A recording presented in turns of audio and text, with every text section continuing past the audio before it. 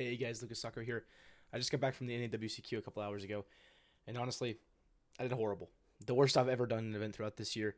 If you look at this past year and what I've done as far as Yu-Gi-Oh accomplishment wise, I've topped every YCS that I've been to.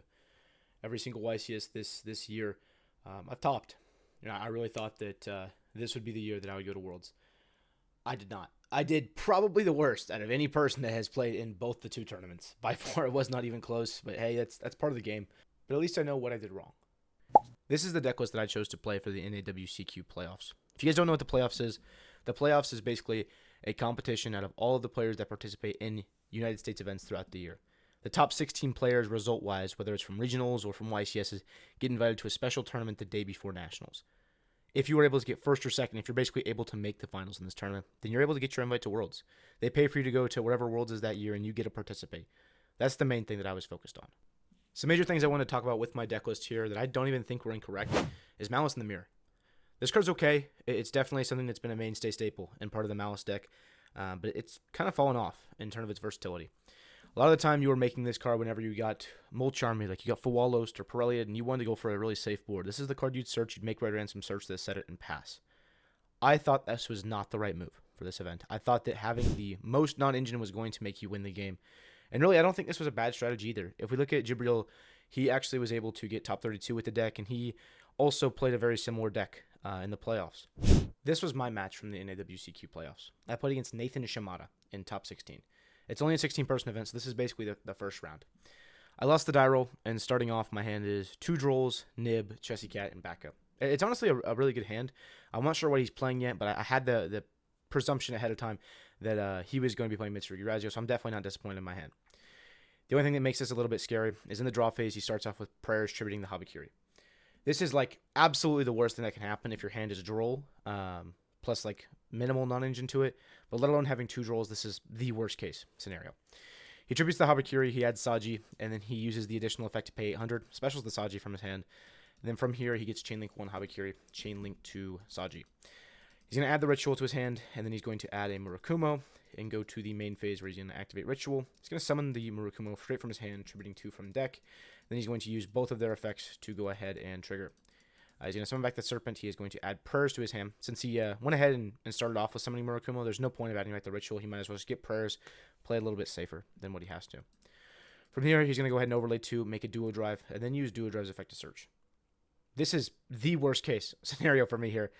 With 2 Drolls, his first search is basically going to be 2 rank 4s, because more than likely off this, he's going to be searching for Ice Ryziel, as well as he's going to be searching for Node. With that, if I do decide to interact with him, I'm going to lose a card from my hand because he already has the Murakumo set up super early. And then on top of that, he's doing this on Summon 4. I can't even use a Nib right now to stop this Duo Drive search to try to cut him off, so this is by far the worst case scenario of what could happen here. The Duo Drive resolves. It's going to search for Ice and search for a Node. So the exact same thing that we thought was going to happen did happen. Here, I'm going to go ahead and activate Droll. He uses the Murakumo here, and unfortunately, we're going to have to let that go through. We're going to discard the other Droll to go ahead and resolve the effect of Murakumo to make sure our first Droll was not negated. So now he is under the effect of Droll. Normal summon Ice Ryziel, specials out Star Ryziel from deck, and then Star Ryziel is going to get Cross. This is one of the most defeating things of the tournament right here, is the fact that he's playing Star Ryziel and Cross in his main deck. I don't think this is correct at all, but he's totally welcome to do whatever he wants as far as his deck building. But the fact that he is playing the 2 additional like main deck bricks of the deck in the form of Star and Cross really, really hurts here, because now this Nib isn't even going to be trading for all that much. Because he goes for the Cross here, we do have to Nib pretty much immediately as soon as it's flipped up. And it's not the worst, because we're going to clear the Murakumo right now and basically force it to be revived with that Purge later. But it's going to take away some bodies, and if we don't do it now, we're not going to do it ever. He's going to special Node now, use Node, pitch it for Wallace from his hand, special back Ice Ryziel, and then from there, he's going to go ahead and overlay, make a Detonator, and then use the Detonator to attach. Now here, I think I'm not in that bad of a situation. I think that he does have Detonator, he's got Cross set up, he's got Prayers. I have a Nib here on my field, and honestly, if I top deck a Bistio, I'm actually really not in a bad spot at all, considering I have 2 decent engine cards. What makes it really tough is that he then goes ahead and activates Dodo Warrior on top of that, sending another brick from his deck to special from hand. And then he's going to use the effect of Go Glove to special summon back. And then he's going to overlay those all into a Baguska, switching everything into defense. Now, really, the Baguska is not the biggest hurt to this turn. It's actually going to hold off his Detonator for a little bit, so it's kind of going to help us here. But really, with that, with this full board through our 3 hand traps, I just don't think there's going to be enough that we can do. Here's what I did. I went ahead and drew. I drew the Dormouse for a turn. I started off with normal summoning the Chessy Cat. I linked one, made a Lingaribo, and then I used the effective backup to special from hand here. He didn't do anything at this point in time. And then I went ahead, linked off the Nib, linked off the Lingaribo, made a Dark, and then used Dark to go ahead and target his Murakumo. He flips the prayers, pays the 800 to special summon it back. And here, my main goal is I am trying to figure out the things I can do that's going to dwindle down this board so much that he can't kill me because he doesn't have guaranteed follow-up, right? We don't know what this last card in his hand is. So I'm just trying to dwindle it down, make it to where he doesn't have follow-up and his board isn't lethal, you know? So that's why I'm forcing out this prayers right now. I go battle phase, Dark, it's going to attack the Murakumo, get it off the field. And then I actually go ahead and link off the Dark and link off the backup into a Lizard Rose. I use the effect of Lizard Rose, banishing the Chessy Cat, targeting the token here. And the reason that I targeted this token is because tokens have a really unique factor to it where they don't actually have original attack. If you read Lizard Rose, it says you can banish one monster from your face-up field or graveyard with 2,000 or less attack, target one face-up monster in the field, make its attack become equal to the original attack of the banished monster until the end of this turn. So here's the cool thing here. During the end phase, whenever the attack of the token like resets back to what its original attack would be, it's actually going to go to 0. Since it doesn't ever actually have an attack stat, then whenever the effect of Lizard Rose wears off, it's going to 0 attack. That's why I specifically made this play here, so that during the end of this turn, the token wouldn't be like 1,000,000 attack points like it usually is, right? And I thought that may make my opponent misplay a little bit and basically choke lethal, or choke, you know, putting my life points at 0. So that's why I did this play here. I activate the effect of Chessy Cat. He goes ahead and uses the effect of Cross to negate that. And then since the effect of Chessy Cat was negated, I am not locked, and I go ahead and put a Typhon over my Lizard Rose. And that's the end of my turn. Not much I could do, honestly, through the full board. He draws, and the finisher is that he drew Bonfire for turn. So he activates Bonfire. I thought I had a good game plan, honestly, but it just doesn't matter. I go ahead and scoop right there. The next game, honestly, doesn't go much better. I try to go to standby phase and main phase, and my opponent says in the draw phase, and they activate Lancia. It's never a good sign when you're playing Malice, but honestly, I wasn't too upset. If you look at my hand, I have 2 Bestials, Impulse, White Rabbit, and backup. That's like best case scenario in case you get Lancia and you don't have a way to like actually negate Lancia. Pretty good. I go ahead and go main phase, normal summon Rabbit, use Rabbit to get him TP, and then I link off the Rabbit into a Link Disciple. The reason that I'm playing Link Disciple here is because I know he's playing Mitsurugi Raziel. There's no Impulse in his deck, and even if there was, there's not really going to be a trap that I'm wanting to negate if anything does happen. So it's probably better to just go straight for the Link Disciple here, get to save my Lingaribo. I activate the effect of backup to go ahead and special from hand, and this is where it all goes downhill. He activates the effect of Parelia, discards it. I have to summon the backup still. I get the effect of backup to go ahead and add March here, and I think this is where I misplay, and I really lose the game. Here I have to resolve the effect of backup and discard. I have a couple choices here. I can discard Impulse, which I really don't want to do. Impulse doesn't have the most effectiveness into this deck, but if you can Impulse on the Ritual spell or on Ice effect and destroy it, it's really not too bad. So I'm probably not wanting to discard the Impulse. Magnamut is obviously a broken card, and then Baldrake is obviously another broken card. I decide in the game to go ahead and discard Baldrake here, being greedy, because I thought to myself, there's no way I discard Magnamut, right? This card is so incredibly broken. But I think that's where I misplayed starting off in this game too. I think I should have discarded the Magnamut and kept Baldrake, just because Baldrake is one other interaction that helps me live. From there, I go ahead and link away both of the links. I go ahead, or both the Cyberse monsters, make a Splash Mage, use Splash Mage to go ahead and summon back to White Rabbit, and then from there, I go ahead and make Red Ransom. I use the effect of Red Ransom here to go ahead and add Malice in the Underground. And here, I made a mistake again as well. I thought that my opponent would assume that Malice in the Mirror is in my deck list. That's something that pretty much every person has been on. And so I thought if I set a card right after searching for Malice in the Underground, instead of searching for Malice in the Mirror, my opponent would automatically assume my set card is going to be Malice in the Mirror. So I set the Impulse. With no reason to set this Impulse at all. I don't have another effect I'm trying to use. I'm not like locking myself out of an effect by setting this Impulse. I just set it for no reason. It's my fault here. But I assume that if they do go Special X and Valon effect, and they're going to target something, it's probably not going to be the new card they set, the new card I set that they're going to target, because they're going to assume it's Malice in the Mirror. Unfortunately, that did not happen. My opponent's first action was they summoned X, they sent Valon, and he went special summon X effect, Valon effect, targeted my Impulse anyways. I think this is incorrect, because I am still going to assume if my opponent sets a card, it's Malice in the Mirror. They're going to flip that on the X Rizio anyways, and so they're supposed to flip up the MTP. But regardless, whether it was the correct play or not, my opponent targeted the Impulse. They went ahead and searched for Sword. Pretty upset here because their hand was crazy so far here, but I do still have some interaction. I'm just hoping to live at this point in time. They special Sword, use the effect of Sword to add Ice Rizio, and then immediately after, they activate Cross. Now this is where it gets really dangerous for me, because If I don't activate MTP right here, then whenever I activate the effect of MTP later, they can always chain detonator to go ahead and pop my Link monster, which means I won't banish. So I need to do something right now that's going to either make this MTP resolve or do something with this MTP to have it gain some effectiveness right now. What I decided to do is I activate March Hare.